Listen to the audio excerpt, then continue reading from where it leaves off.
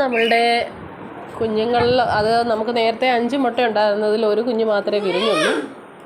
ആ കുഞ്ഞിനെ സംരക്ഷിക്കുന്നതാണ് ഇപ്പോൾ കാണിക്കുന്നത്. നമ്മൾ അടുത്ത് വന്നപ്പോൾ ഇതാ അച്ചൻകിളിയാണ്. ഭയങ്കരമായിട്ട് നമ്മളെ കുത്താൻ നിൽക്കുകയാണ്. നമ്മൾ കുഞ്ഞിനെ എന്തെങ്കിലും ചെയ്യുമെന്ന് വിചാരിച്ചാണ് അച്ചൻകിളി ഇങ്ങനെ കാണിക്കുന്നത്.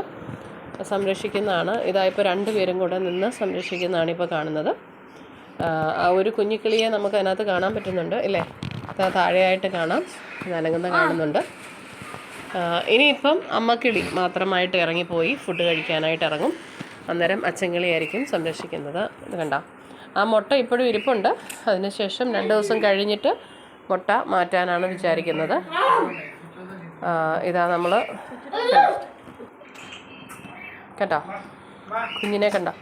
അമ്മക്കിളി ഭക്ഷണം കഴിക്കാനായിട്ട് പോയ സമയത്ത് അച്ചൻകിളി സംരക്ഷിക്കുന്നതാണ് ഈ കാണുന്നത്. അപ്പോൾ ഇതാ അമ്മക്കിളി വെളിയിൽ.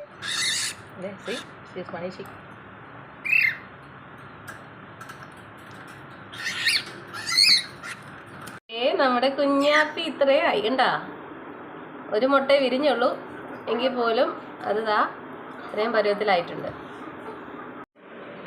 ദേ നമ്മുടെ കുഞ്ഞാപ്പി, നമ്മുടെ പീക്കിരി പീക്കിരു പീക്കിരിട്ടു.